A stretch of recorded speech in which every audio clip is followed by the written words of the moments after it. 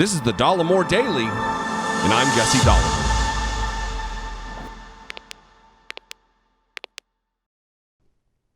As more time passes, as more distance is put between now and the time that the insurrection took place at the U.S. Capitol, we're learning all kinds of new details. More video footage is being released and revealed.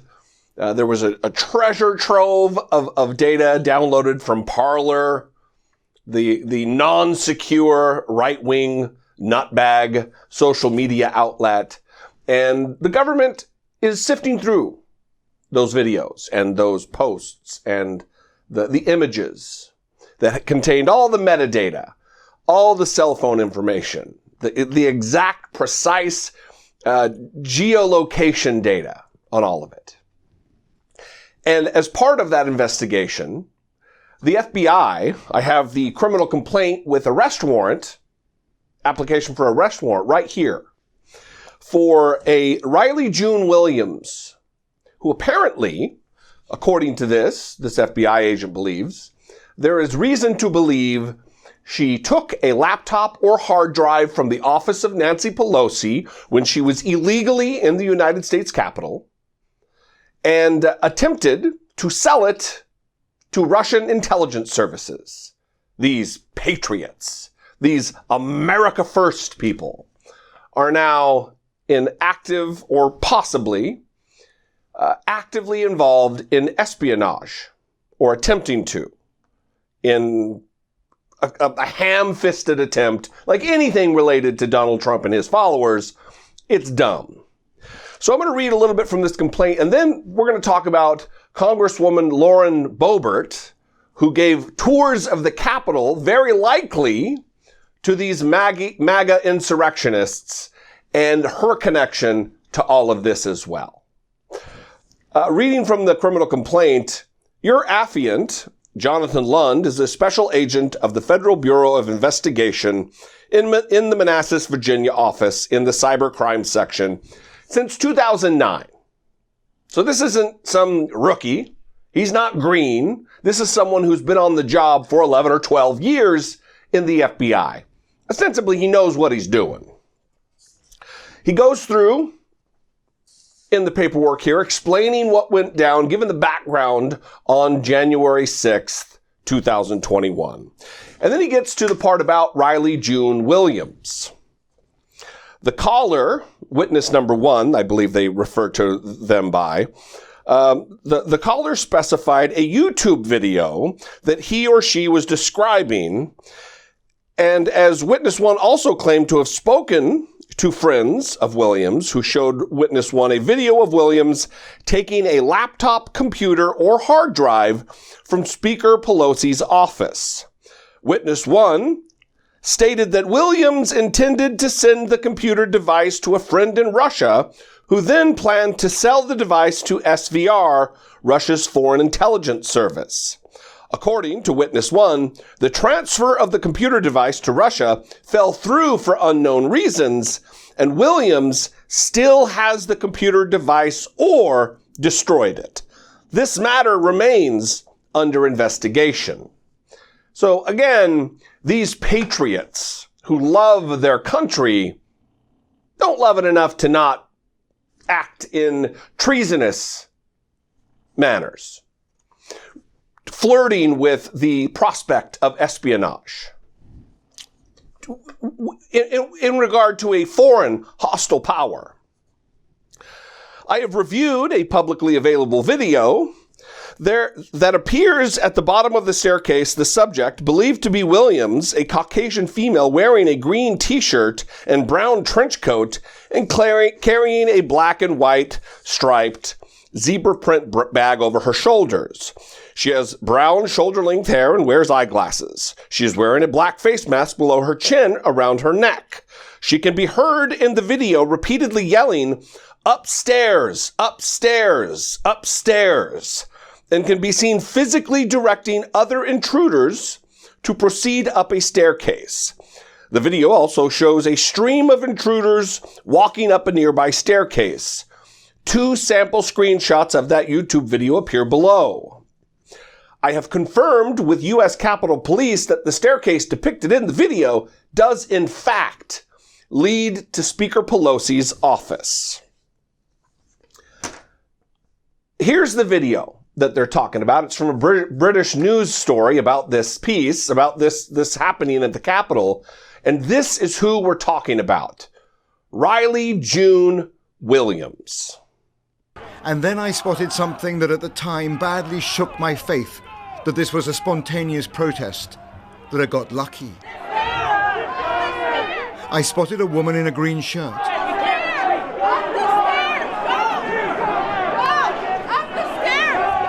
Disciplined, focused, with a sense of urgency, directing people up a staircase and past a bust of America's founding father. I would soon find out where they were going.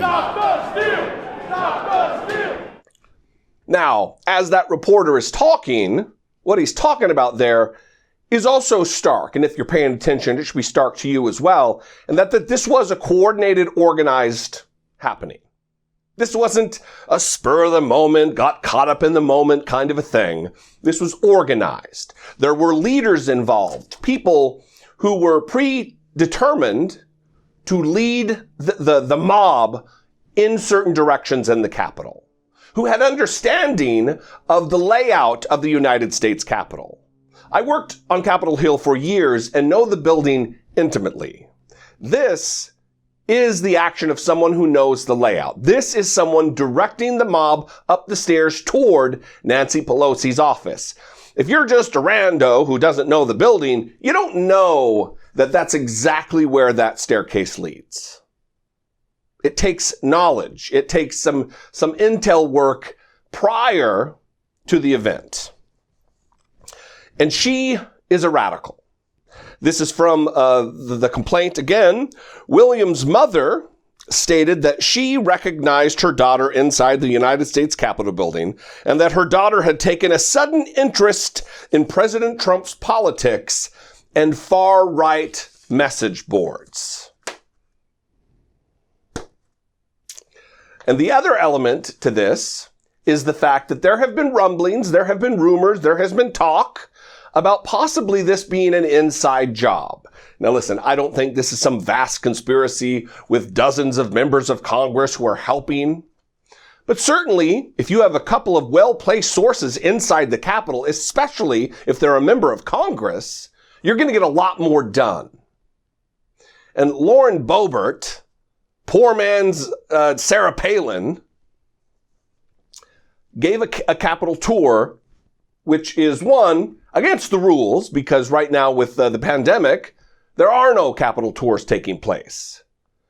And this morning on CNN, Steve Cohen, Democratic congressman, recalled that she did give a tour after the 3rd and before the 6th. Here he is talking about that. I want to ask you about something specific, because several of your colleagues have alleged that the rioters may have received inside help, including raising the prospect of tours conducted or with the okay of fellow sitting members of Congress. This is quite a charge to make. Have you seen any hard evidence to substantiate that allegation? Only thing that I've seen, Congressman Yarmouth refreshed my recollection yesterday. We saw Congressman Boebert taking a group of people for a tour sometime after the 3rd and before the 6th. I don't remember the day. We were walking in a tunnel. We saw her and commented that who she was, and she had a large group with her.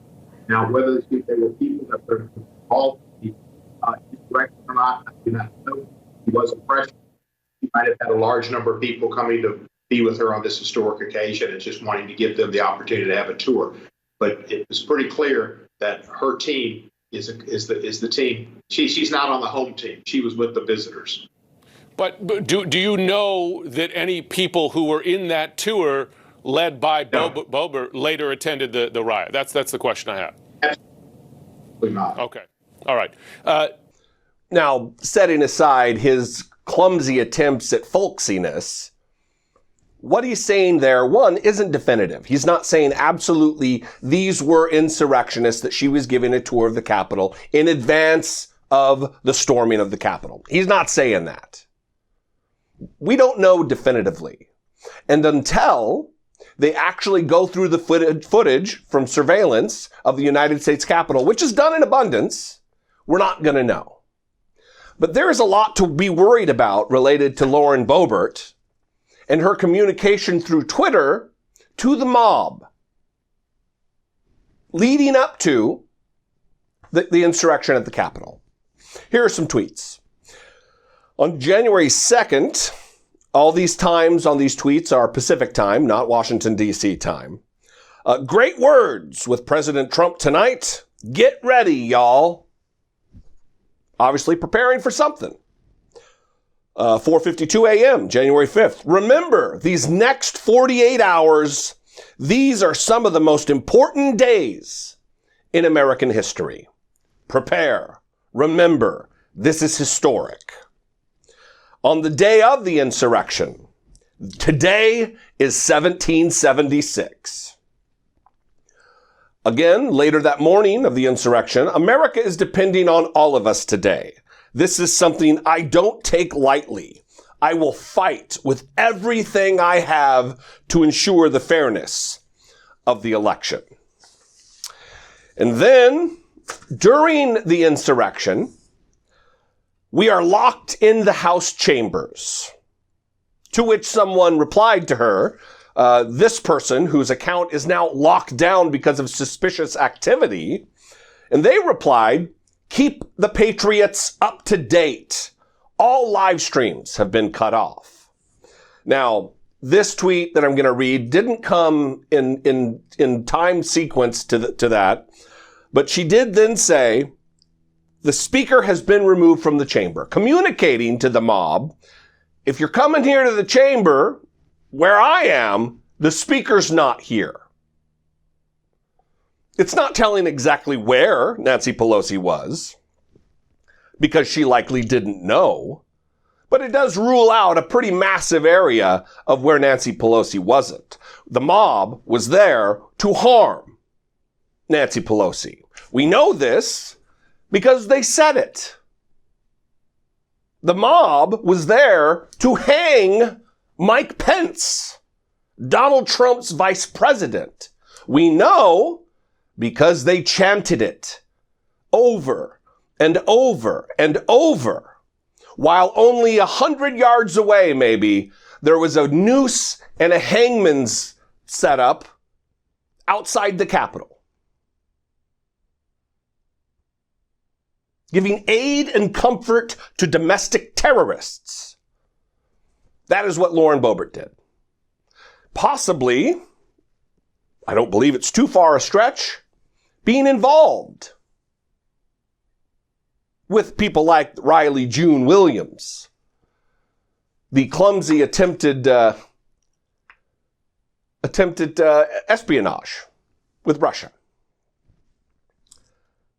2 days left. These MAGA morons are still going to be with us. Their philosophies are still going to be with us. The chaos that they sow, we still are going to have to face. But a new day is dawning. Joe Biden, Kamala Harris will soon be sworn in. They will soon, hopefully, swiftly eradicate and reverse the policies of Donald Trump through executive action. That can be all done on the very first day, counteracting the dozens and dozens of executive action signed by Donald Trump. Anyway, I'd love to know what you think.